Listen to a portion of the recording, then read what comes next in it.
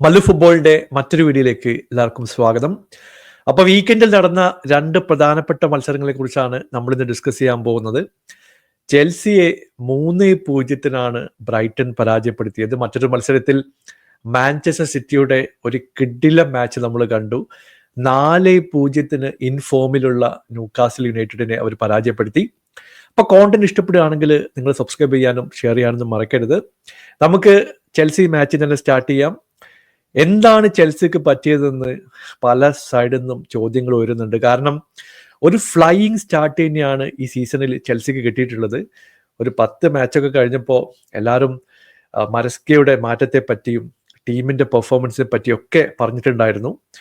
ആ സമയത്ത് പല പോസിറ്റീവായിട്ടുള്ള റിസൾട്ടുകളും ചെൽസി സൈഡിൽ നിന്ന് വന്നിട്ടുണ്ടായിരുന്നു. പക്ഷേ കഴിഞ്ഞ കുറച്ച് മത്സരങ്ങളായിട്ട് ഒരു ഡൗൺവേർഡ് ട്രെൻഡാണ് ചെൽസിയുടെ പെർഫോമൻസിൽ നിന്ന് നമ്മൾ കണ്ടത്.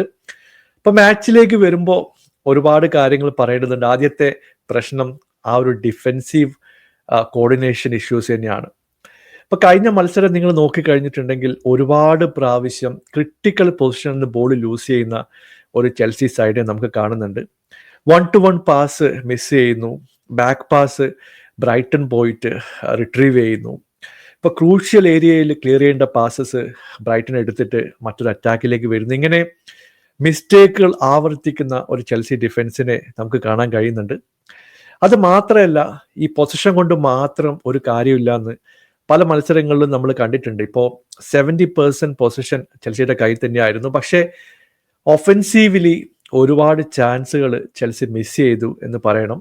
കോൾ പാമറുടെ കാര്യം എടുത്തു പറയേണ്ടതുണ്ട്. പുള്ളിയെ ക്രിട്ടിസൈസ് ചെയ്യുന്നതല്ല, പക്ഷേ കഴിഞ്ഞ മത്സരം നോക്കിക്കഴിഞ്ഞാൽ ഒരു 3-4 ചാൻസുകൾ പാമറിന് കിട്ടിയിട്ടുണ്ടായിരുന്നു. പക്ഷെ ഒന്നുപോലും ടാർഗറ്റിലേക്ക് എത്തിയിട്ടില്ല എന്ന് പറയുമ്പോൾ അതിൻ്റെ ഒരു ആഴം നിങ്ങൾക്ക് മനസ്സിലാവും. കാരണം ചെൽസിക്ക് ഒരു ഷോർട്ട് ഓൺ ടാർഗറ്റ് പോലും ആ മത്സരത്തിൽ ഉണ്ടായിരുന്നില്ല.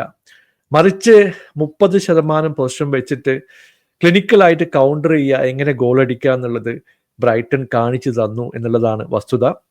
ഇവിടെ മിത്തോമയുടെ കാര്യം എടുത്തു പറയുന്നുണ്ട്. പുള്ളി ഈ PhD ഒക്കെ ഡ്രിബ്ലിങ്ങിൽ പബ്ലിഷ് ചെയ്തത് വെറുതെ അല്ല എന്ന് ഒരിക്കൽ കൂടി തെളിയിച്ചിരിക്കുകയാണ്. ആ ഫസ്റ്റ് ഗോളിന്റെ ഓപ്പർച്യൂണിറ്റി നിങ്ങൾ മോണിറ്റർ ചെയ്ത് കഴിഞ്ഞിട്ടുണ്ട്. പുള്ളിയുടെ ഫസ്റ്റ് ടച്ച് എൻ്റെ പൊന്നോ, 1.5 ടച്ചായിരുന്നു. കാരണം long ball goal keeper direct ആയിട്ട് 18 യാർഡ് ബോക്സിലേക്ക് അടിക്കുകയാണ്. ആ സമയത്ത് പുള്ളി ഒരു ടച്ച് എടുത്ത് ഇമ്മീഡിയറ്റ് ആയിട്ട് ഒരു റൈറ്റിലേക്ക് ടേൺ ചെയ്തുകൊണ്ട് ആ ബോൾ കൊണ്ട് പോവുകയാണ്. ഡിഫൻഡർക്കൊന്നും ചെയ്യാൻ പറ്റിയില്ല. കാരണം ചലബ പുള്ളിയുടെ ഒപ്പം തന്നെ ഓടി. പക്ഷെ മിത്തോമയെ സ്റ്റോപ്പ് ചെയ്യാൻ പുള്ളിക്ക് പറ്റിയില്ല. ഫിനിഷിങ്ങും കിഡിലായിരുന്നു. അങ്ങനെ ഒരു ബ്രില്യൻ ഗോളോടെ ബ്രൈറ്റൺ മുമ്പിലേക്ക് എത്തുകയും ചെയ്തു. ഈ സെക്കൻഡ് ഗോളും തേർഡ് ഗോളും നിങ്ങൾ ശ്രദ്ധിച്ചു കഴിഞ്ഞിട്ടുണ്ടെങ്കിൽ ഡിഫൻസിന് ക്ലിയർ ചെയ്യാൻ പറ്റുന്ന ഓപ്പർച്യൂണിറ്റികൾ തന്നെയായിരുന്നു. പക്ഷേ അവിടെ ഒരു കൺഫ്യൂഷൻ ആണ് ഡിഫൻസിൽ നമ്മൾ കണ്ടത്. പല ആൾക്കാരും തമ്മിൽ സംസാരിക്കുന്നില്ല, ചില ആൾക്കാരൊക്കെ നോക്കി നിൽക്കുന്നു, കറക്റ്റായിട്ട് ക്ലോസ് ഡൗൺ ചെയ്യുന്നില്ല, ഒരു എഫേർട്ട് ഇൻഡിവിജ്വൽ പ്ലേയേഴ്സിന്റെ സൈഡിൽ നിന്ന് കാണുന്നില്ല എന്നുള്ളത് വസ്തുതയാണ്. അത് മുതലാക്കിക്കൊണ്ട് മെൻറ്റെ 2 കിടിലൻ ഗോളുകൾ സ്കോർ ചെയ്തു. ഇവിടെ വെൽബാക്കിന്റെ കാര്യം എടുത്തു പറയുന്നുണ്ട്. വെൽബാക്കിന്റെ പ്രസ്സിംഗ് ആണ് ശരിക്കും പറഞ്ഞാൽ ചില ഓപ്പർച്യൂണിറ്റി ക്രിയേറ്റ് ചെയ്തത്. പുള്ളി കൊടുത്തിട്ടുള്ള 1-on-1 പാസസ് ആയാലും അസിസ്റ്റ് ആയാലും വെൽ ഡിസേർവ് ആയിട്ടുള്ള ഒരു പെർഫോമൻസ് ആണ്. ഈ ഒരു ഏജിലും ഹൈ ലെവൽ പെർഫോമൻസ് കൊണ്ടുവരാൻ വെൽബാക്കിന് കഴിയുന്നു എന്നുള്ളത് എല്ലാവരും നോട്ടീസ് ചെയ്യേണ്ട ഒരു കാര്യം തന്നെയാണ്. എന്തായാലും ബ്രൈറ്റനെ സംബന്ധിച്ചിടത്തോളം ഒരു പോസിറ്റീവ് റിസൾട്ടാണ്. വളരെ കൃത്യമായിട്ട് അത് എക്സിക്യൂട്ട് ചെയ്യാൻ ബ്രൈറ്റനെ കൊണ്ട് സാധിച്ചു എന്ന് പറയേണ്ടി വരും. ഇപ്പൊ 3-4 മില്യൺ ഒക്കെ കൊടുത്തിട്ടാണ് മിത്തോമയെ ടീമിലേക്ക് എത്തിക്കുന്നത്. ഇപ്പൊ പുള്ളിയുടെ വാല്യൂ ഞാൻ പറയേണ്ട കാര്യമില്ല. കാരണം അടുത്ത സീസണൊക്കെ ആകുമ്പോഴത്തേക്കും വലിയ വലിയ ക്ലബിന്റെ ഓഫർ വരാൻ ചാൻസ് ഉണ്ട്. അതേപോലെ തന്നെ മെൻറ്റെ പോലുള്ള പ്ലേയേഴ്സിനെ അവർ ഗ്രൂം ചെയ്തിട്ട് സൂപ്പർ സ്റ്റാറാക്കി മാറ്റുന്നു. ഇപ്പൊ ലാംറ്റെ ഉയർന്നു വരുന്നുണ്ട്. ഇപ്പൊ കഴിഞ്ഞ സീസണിൽ തന്നെ മിത്തോമ അടക്കമുള്ള പല പ്ലേയേഴ്സിനെയും ബിഡിങ് ചെയ്തിട്ട് പോലും വിൽക്കാൻ ബ്രൈറ്റൺ തയ്യാറാവുന്നില്ല. ഒരു പ്രഡിക്റ്റബിൾ ആയിട്ടുള്ള ലൈനപ്പായിട്ട് ചെൽസി മാറുന്നു എന്നുള്ളത് ഒരു പോസിറ്റീവ് ആയിട്ടുള്ള കാര്യമേ അല്ല. ഇവിടെ ഞാൻ SK ആയിട്ട് സംസാരിക്കുന്ന സമയത്ത് പുള്ളി കറക്റ്റായിട്ട് പറയുന്നുണ്ടായിരുന്നു, ഇപ്പോൾ മിഡ്ഫീൽഡിൽ കൈസഡോനെ മാറ്റി നിർത്തി കഴിഞ്ഞാൽ, അല്ലെങ്കിൽ കോൾ പാമറെ പോലുള്ള 2-3 പ്ലെയർ, റീസ് ജെയിംസ്, ഫിറ്റ് ആയിട്ടുള്ള റീസ് ജെയിംസ് ഒരു പരിധി വരെ കുക്കർ ചെയ്യാം. ഈ 3-4 പ്ലേയേഴ്സിനെ മാറ്റി നിർത്തി കഴിഞ്ഞിട്ടുണ്ടെങ്കിൽ ചെൽസിയിൽ പല ഇൻഡിവിജ്വൽ ആയിട്ടുള്ള പ്ലേയേഴ്സും ആവറേജ് ബിലോ ആവറേജ് പെർഫോമൻസ് ആണ് കാഴ്ചവെക്കുന്നത്. എന്തായാലും ഇനി വരാൻ പോകുന്ന മത്സരങ്ങളിൽ എന്താവും എന്ന് കാത്തിരുന്ന് കാണാം. മറ്റൊരു മത്സരത്തിൽ മാഞ്ചസ്റ്റർ സിറ്റി 4-0 ന്യൂകാസിലിനെ പരാജയപ്പെടുത്തിയത്. ന്യൂകാസിലിന്റെ ഫോമിനെ പറ്റി ഞാൻ പ്രത്യേകിച്ച് പറയേണ്ട കാര്യമില്ല.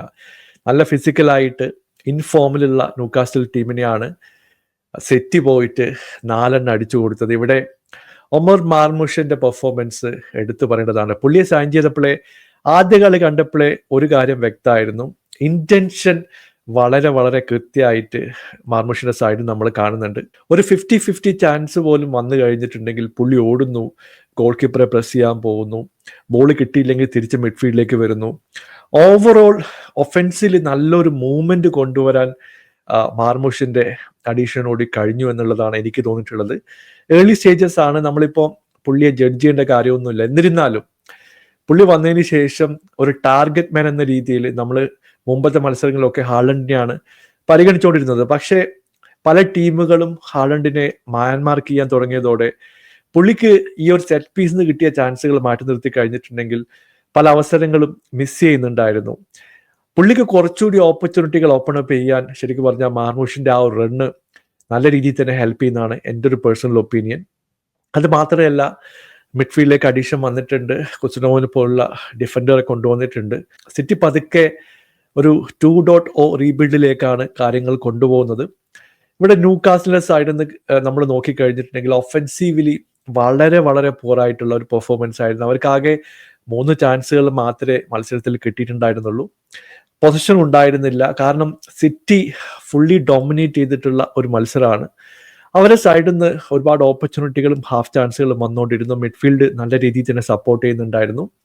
എന്തായാലും ഈ ഒരു വിജയം ചിലപ്പോൾ സിറ്റിയെ നല്ല രീതിയിൽ തന്നെ പോസിറ്റീവായിട്ട് ഡ്രൈവ് ചെയ്യാനുള്ള ഒരു ചാൻസ് ഉണ്ട്. കാരണം പെപ്പിനെ നമുക്കറിയാം, പുള്ളി ഇതുപോലൊരു മൊമെന്റം കിട്ടിക്കഴിഞ്ഞിട്ടുണ്ടെങ്കിൽ എസ്പെഷ്യലി ഈ ഒരു ഫെബ് ടൈമിലൊക്കെ സിറ്റിയുടെ അൺബീറ്റൺ റണ്ണുകൾ പലപ്പോഴും നമ്മൾ കണ്ടിട്ടുണ്ടായിരുന്നു.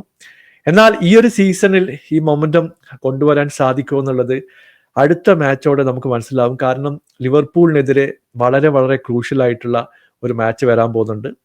ആ മാച്ചിൽ ചിലപ്പോൾ സിറ്റി ജയിച്ചു കഴിഞ്ഞിട്ടുണ്ടെങ്കിൽ Liverpool will be on very very high pressure. കാരണം കഴിഞ്ഞ മത്സരത്തിൽ അവർ പോയിന്റ് ഡ്രോപ്പ് ചെയ്തത് നമ്മൾ കണ്ടതാണ്.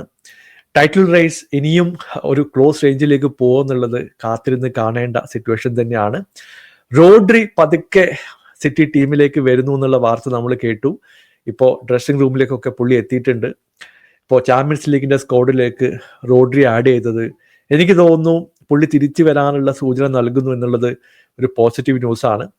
എന്തായാലും നിങ്ങളുടെ അഭിപ്രായം താഴെ അറിയിക്കുക. പുതിയൊരു വീഡിയോയുമായി വീണ്ടും കാണാം. Thank you so much for watching. Bye for now.